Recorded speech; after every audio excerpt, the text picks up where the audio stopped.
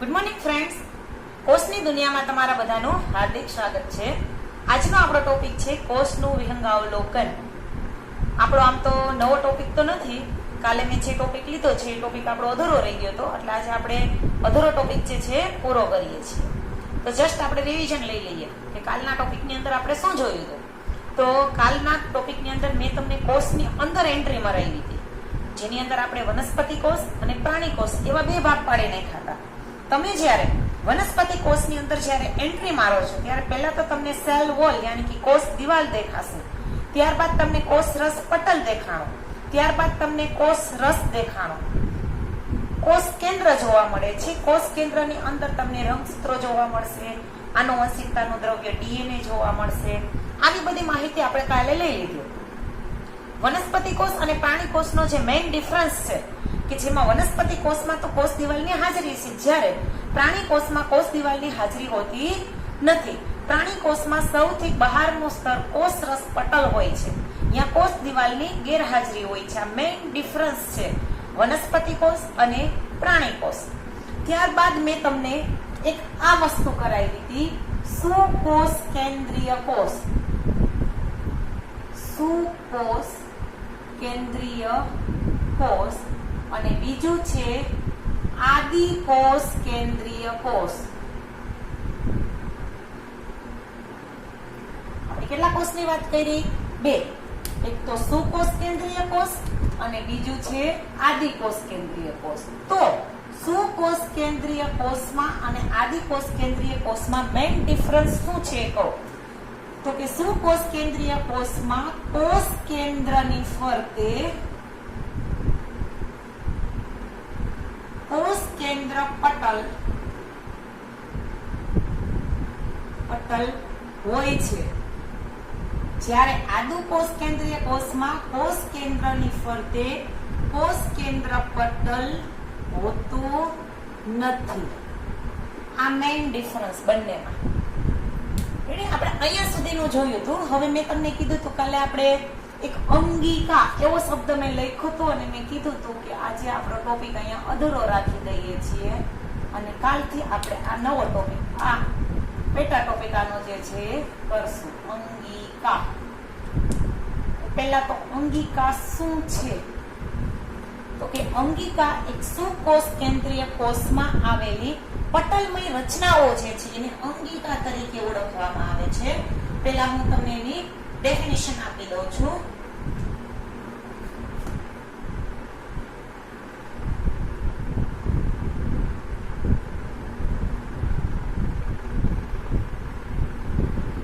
સુકોષ કેન્દ્રીય કોષમાં કોષ કેન્દ્ર ઉપરાંત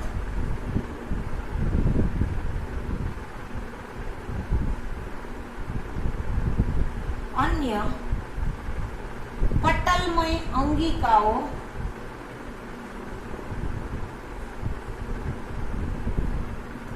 સુકોષ કેન્દ્રીય કોષમાં કોષ કેન્દ્ર ઉપરાંત અન્ય પટલમય સંરચનાઓ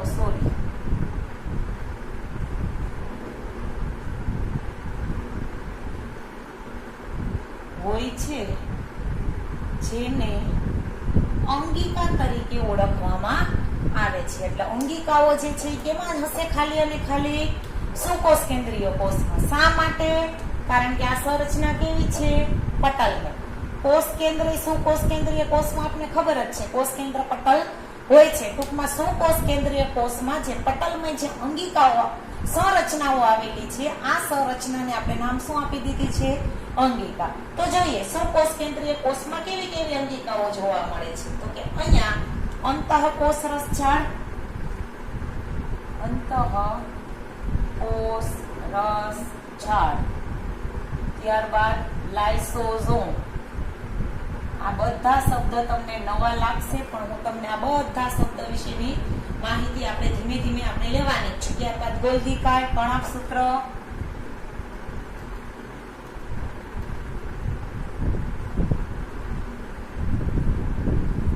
સૂક્ષ્મકાય. આ બધી સંરચનાઓ છે કેવી? પટલમય અને રસધાનીઓ.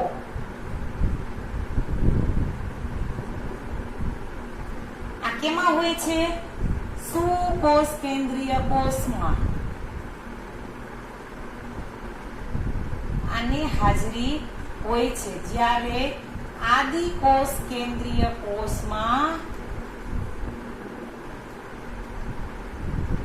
આની હાજરી હોતી નથી. રેડી? કારણ કે આદિકોષ કેન્દ્રીય કોષમાં પટલમય સંરચનાઓ જે છે એની ગેરહાજરી હોય છે. એટલે અહીંયા જો ડિફરન્સ ભેગો થતો જાય છે સુકોષ કેન્દ્રીય કોષ અને આદિકોષ કેન્દ્રીય કોષ. ત્યારબાદ આપણે એક રિબોઝોમ્સ, હજી એક અંગિકા બાકી છે જેનું નામ છે રિબોઝોમ્સ. અહીંયા મેં લાઇસોઝોમ લખ્યો તો આ છે રિબોઝોમ્સ. હવે રિબોઝોમ્સ કેવી અંગિકા છે? તો કે રિબોઝોમ્સ છે એ પટલ વિહીન અંગિકા છે. કેવી? પટલ વિહીન અંગિકા. અને આ પટલ વિહીન અંગિકા સુકોષ કેન્દ્રીય કોષ અને આદિકોષ કેન્દ્રીય કોષ બંનેમાં હોય. આ સુકોષ કેન્દ્રીય કોષ અને આદિકોષ કેન્દ્રીય કોષ બંનેમાં આની હાજરી હોય છે. કોની? તો કે રિબોઝોમ્સની. કેવી અંગિકા છે? તો કે પટલ વિહીન અંગિકા છે. આ અંગિકા કેવી છે? પટલ વિહીન. અને સુકોષ કેન્દ્રીય અને આદિકોષ કેન્દ્રીય બંને કોષમાં રિબોઝોમ્સ છે એની હાજરી જોવા મળે છે. હવે આ રિબોઝોમ્સ ક્યાં હોય છે? તો કે કોષરસમાં હોય છે. આ સિવાય હજી આની અંદર બીજી અંગિકાઓની અંદર એક તો હરિતકણનો સમાવેશ થશે, ત્યારબાદ કણાભસૂત્ર. આ અંગિકાઓ વિશે પણ આપણે ભણવાનું છે. હું નામ બધાને આપી દઉં. હરિતકણ, તો કે હરિતકણ ક્યાં હોય છે? તો કે વનસ્પતિ કોષમાં. ત્યારબાદ કણાભસૂત્ર. આ બધાના ફિગર સહિત કમ્પ્લીટ આપણે બધું ભણવાનું છે. કણાભસૂત્ર બંને જગ્યાએ હોય, વનસ્પતિ કોષ અને પ્રાણી કોષ. ત્યારબાદ હજી એક અંગિકાનું નામ હું લખું છું જેનું નામ છે પ્રાણી કોષમાં સ્પેશિયલી હાજરી હોય છે. કેની? તો કે તારા કેન્દ્ર. ખાલી અને ખાલી ક્યાં હોય? પ્રાણી કોષમાં. તારા કેન્દ્ર પ્રાણી કોષમાં આવેલી પટલ. આ બધું યાદ રાખવાનું છે એમસીક્યુ માટે. જે તારા કેન્દ્ર જે છે એ પ્રાણી કોષમાં આવેલી પટલ વિહીન અંગિકા છે. આ કેવી અંગિકા છે? પટલ વિહીન. આની અંદરથી ઘણા બધા એમસીક્યુ મેં અહીંયા તમને ઘણું બધું આમાં ડિફરન્સ થઈ જશે કે એમાં શું આવેલું છે. ટેન્શન ન લેતા આપણે આ બધી જ અંગિકાઓ ફિગર સહિત કમ્પ્લીટ બધું ભણવાનું છે. અત્યારે આપણે ખાલી નામ યાદ રાખીએ છીએ. એમાં પટલયુક્ત કોણ છે, પટલ વિહીન કોણ છે, કે એમાં શું આવેલું છે, કે એમાં એની ગેરહાજરી છે, એ બધું મેં અહીંયા લખ્યું છે. રેડી? એટલે આ આપણી વાત થઈ કોષના અવલોકન વિશેની. હવે આપણે એના પછી આપણે કોષના કદ વિશેની માહિતી લેશું. કેની માહિતી લેશું? કોષનું કદ. આ ઉપરાંત આકાર, આ ઉપરાંત કાર્ય. હવે આપણે કોષની આટલી માહિતી બાકી છે. કારણ કે આપણે કોષનું અવલોકન કરીએ છીએ તો આપણા કોષના કદ વિશેની માહિતી પણ આપણી પાસે હોવી જોઈએ. તો કે કોષ જે છે એ સૌથી જે કોષ, કારણ કે આપણે કોષ તમને ખબર જ છે કે વનસ્પતિ કોષમાં હશે, પ્રાણી કોષમાં હશે, સૂક્ષ્મજીવોમાં હશે. કારણ કે કોષ જે છે એ સજીવનો રચનાત્મક અને ક્રિયાત્મક એકમ છે. એટલે કોષ જે છે એની અંદર તમારે આની અંદર કોષનું કદ અને આકાર પૂછે તો તમારી એનસીઈઆરટી ની ટેક્સ્ટ બુકમાં પેજ નંબર 127 પર, પેજ નંબર 127 પર કોષ જે છે એના આકાર તમને બતાવ્યા છે. તો જો એમાં કોષના આકારમાં તમને અમુક કોષ આવા ગોળાકાર બતાવ્યા છે, અમુક જે છે એ દ્વિઅંતર ગોળ આવા ડમ્બેલ શેપમાં. આ કોષના બધાનો આકાર તમને કહું છું. આ બધા તમારી એનસીઈઆરટી ની ટેક્સ્ટ બુકમાં તમને આપેલા છે. જો આમાં રક્તકણ લખેલું છે, ગોળ અને દ્વિઅંતર ગોળ રક્તકણ આવા હોય છે. રક્તકણની અંદર જે સેલ હશે એ આવા હશે. ત્યારબાદ તમને અમીબીય શેપના એટલે અનિયમિત આકારના અમુક બતાવેલા છે. આ અમીબીય શેપ જે કેમાં જોવા મળે છે? શ્વેત કણો, આપણા જે વ્હાઇટ બ્લડ સેલ જે છે એ ફિગર જે છે એ ખાસ કરવાના છે. ત્યારબાદ તમને લાંબા સ્તંભીય કોષો આવેલા છે. જો આવા ડ્રો કરેલા છે. તમારી પાસે ટેક્સ્ટ બુક સામે છે, જોતા રહ્યો. હું ખાલી રફ સ્કેચ અહીંયા ડ્રો કરું છું. આ કેવા છે? સ્તંભીય કોષો છે, જે લાંબા અને સાંકડા હોય છે, જે અધિચ્છદ, જે સૌથી બહારનું અધિચ્છદ હોય છે એની અંદર આવા સ્તંભીય કોષો જે છે એ ગોઠવાયેલા હોય છે. ત્યારબાદ તમને ચેતાકોષ આપેલો છે. તો ચેતાકોષ યાની કે ન્યુરોન્સ. આમ તો આપણે ન્યુરોન્સ વિશેની માહિતી ડીપમાં લેવાની જ છે. એ હું બધું તમને આ વ્યવસ્થિત છે, અહીંયા તો હું ખાલી એમને રફ સ્કેચ ડ્રો કરું છું.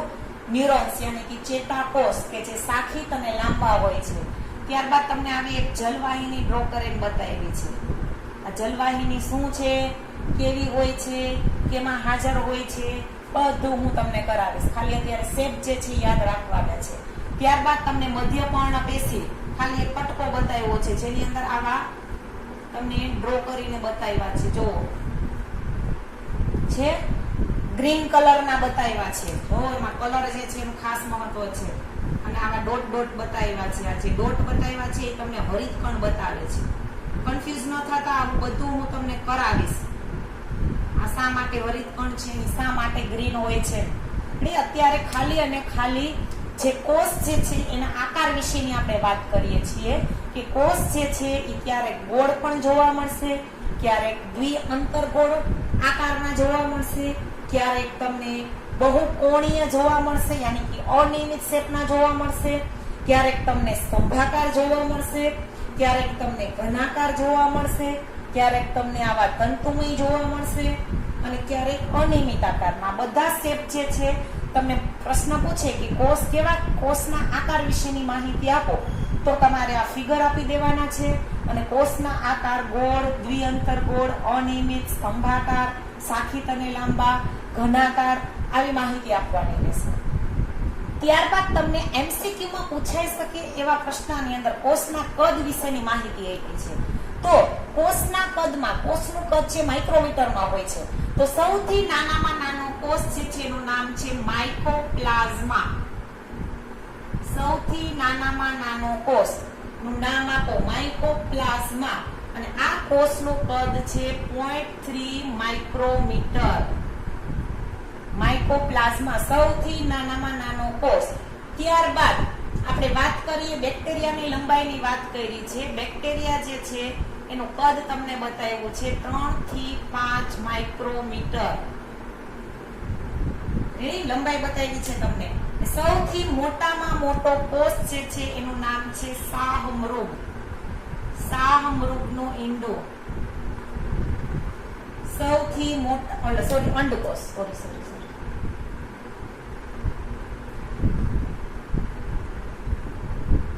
શાહમૃગનો અંડકોષ.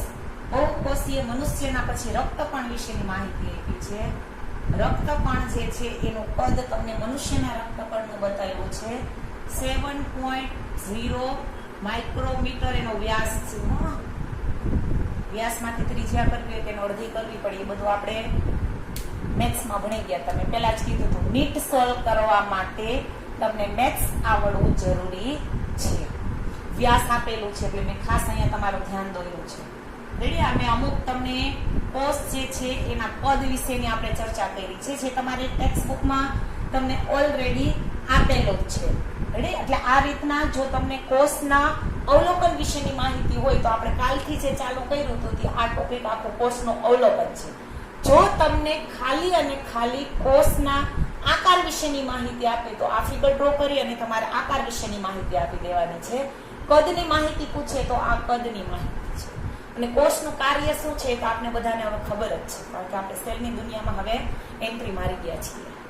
રેડી? એટલે આ રીતના આજે મેં આ ટોપિક જે છે કોષનું વિહંગાવલોકન એ તમારા ચેપ્ટરનો મેઇન ટોપિક છે. કારણ કે આની અંદર મેં ઘણા બધા નામ લખ્યા છે. અત્યારે તો તમે કદાચ કન્ફ્યુઝ થઈ ગયા હશો. હવે આ બધા જ વિશેની આપણે માહિતી આકૃતિ સહિત લેવાની છે. રેડી? વનસ્પતિ કોષ અને પ્રાણી કોષ જે છે એની આકૃતિ આપણે પ્રેક્ટિકલ લેબમાં આપણી જે જર્નલ છે એની અંદર તો આપણે લેવાની જ છે. પણ અહીંયા જે હું તમને થિયરી કરાવું છું એની અંદર આના જેટલા નામ લખ્યા છે બધા જ વિષયની આપણે માહિતી લેવાની છે. બધા જ ના કાર્ય લેવાના છે. ફિગરમાં એ કેવા દેખાય છે, કેની અંદર હાજરી છે, કેની અંદર ગેરહાજરી છે, બધું જ આપણે આ ચેપ્ટરની અંદર કરવાનો છે. આ બધું કરી લેશો ને એટલે આપણું ચેપ્ટર ઓવર થઈ જશે. એટલે તમને સમજી શકો હવે આપણે કેટલું કરવાનું છે. રેડી? એટલે આજનો ટોપિક જે છે આપણો મોસ્ટ ઇમ્પોર્ટન્ટ મેઇન ટોપિક છે સેલ ચેપ્ટરનો. રેડી? એટલે આ ટોપિક જે છે એ તમે વ્યવસ્થિત કાલે કરાવ્યું એ અને આજે કરાવ્યું એ બંને તમે વ્યવસ્થિત જોઈ લેજો. એ પહેલા તમે આનો સ્ક્રીનશોટ લઈ લો. આ જ વસ્તુ તમારી ટેક્સ્ટ બુકમાં તમને પેજ નંબર 126 અને પેજ નંબર 127 પર આપેલી જ છે. મેં તમને બધું અલગ અલગ કરીને આપેલું છે. બધી વસ્તુ એની અંદર છે. રેડી? એટલે આજનો ટોપિક જે છે ફ્રેન્ડ્સ હું અહીંયા ઓવર કરું છું. નેક્સ્ટ આપણે આદિકોષ કેન્દ્રીય કોષ યાની કે પ્રોકેરિયોટિક સેલ વિશેની માહિતી આપણે લેવાની છે. Thank you.